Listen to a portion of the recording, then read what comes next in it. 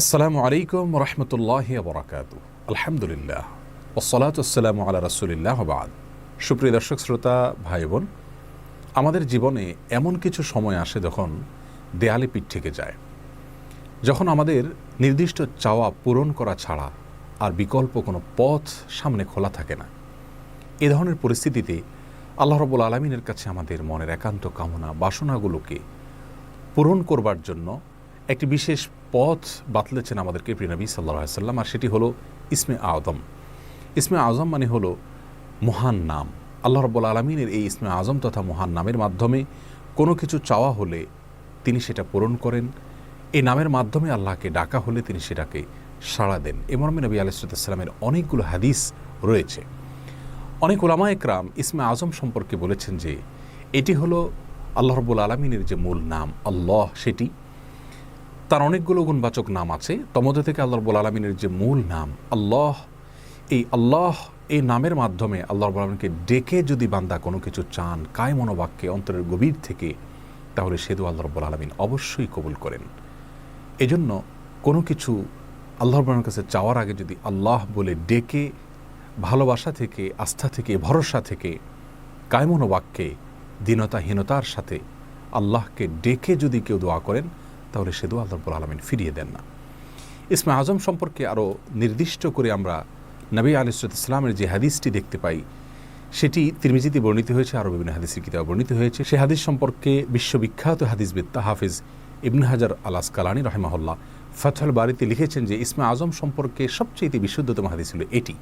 আর সেটি হলো এই যে বুরায়দা রাদিয়াল্লাহু আনহু বর্ণনা করেছেন, এক ব্যক্তি নামাজের মধ্যে একবার কিছু বাক্য বলে উঠলেন। নবী সাল্লাল্লাহু আলাইহি সাল্লাম তার কথাগুলো শুনলেন। তিনি বলে উঠলেন, আল্লাহুম্মা ইন্নী আসআলুকা বিআন্নী আশহাদু আন্নাকা আনতাল্লাহ লা ইলাহা ইল্লা আনত আল আহাদুস সামাদ আল্লাযী লাম ইয়ালিদ ওয়া লাম ইউলাদ ওয়া লাম ইয়াকুল লাহু কুফুয়ান আহাদ। তার মুখে এই বাক্যগুলো শুনে নবী আলাইহিস সালাম বলেছেন, নিশ্চয়ই এই লোকটি ইসমে আযম পাঠ করেছে। ইসমে আযমের মাধ্যমে আল্লাহ রাব্বুল আলামিনের কাছে কোনো কিছু চাওয়া হলে তিনি সেটা ফিরিয়ে দেন না। এর মাধ্যমে আল্লাহকে ডাকলে তিনি অবশ্যই তাতে সাড়া দেন। এই হাদিসের ভিত্তিতে অনেক মুহাদ্দিসিন ইকরাম বলেছেন এটি হলো সেই দোয়া যেটাকে ইসমে আযম বলা হয়, যার মাধ্যমে এটি পাঠ করার পর আল্লাহর কাছে কোনো কিছু পেশ করলে সেটাকে অবশ্যই আল্লাহ তাআলা পূরণ করেন। মনের যে কোনো ভালো আশা আল্লাহ তাআলা পূরণ করে থাকেন।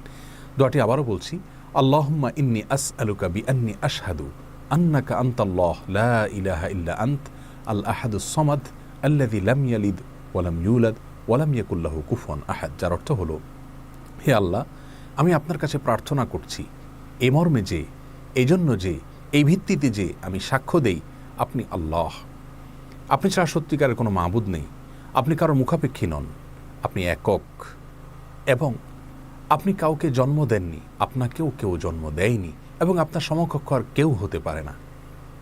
এই বাক্যগুলো পাঠ করে আল্লাহর বড়ের কাছে কোনো চাওয়া পেশ করলে তিনি অবশ্যই সেটি পূরণ করেন। কেউ যদি অত্যন্ত সংক্ষেপে ইসমে আযমের মাধ্যমে দোয়া করতে চান, তাহলে তিনি আল্লাহ রাব্বুল আলামিনের প্রতি আন্তরিকতা, ভালোবাসা, শ্রদ্ধা, বিশ্বাস, ভক্তি এবং ভরসা রেখে আল্লাহকে ডেকে ডেকে মায়ার সাথে, মমতার সাথে, আল্লাহর অনুগ্রহগুলোর কথা স্মরণ করে আল্লাহকে ডেকে ডেকে তার মনের চাওয়াগুলো পূরণ করবেন।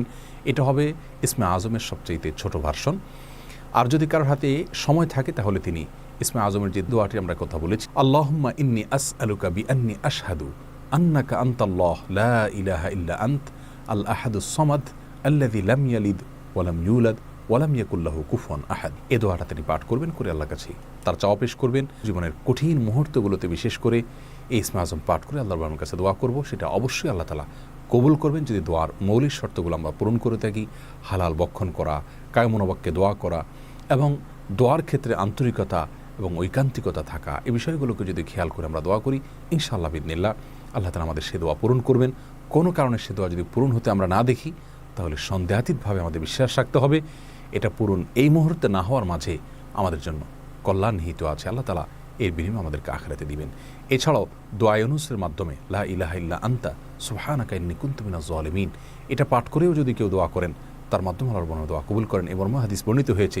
আল্লাহ তাআলা আমাদের সবাইকে ইসমে আযমের মাধ্যমে আল্লাহর কাছে জীবনের কঠিন মুহূর্তগুলোতে দোয়া পেশ করার তৌফিক দান করুন। আসসালামু আলাইকুম ওয়া রাহমাতুল্লাহি ওয়া বারাকাতুহু।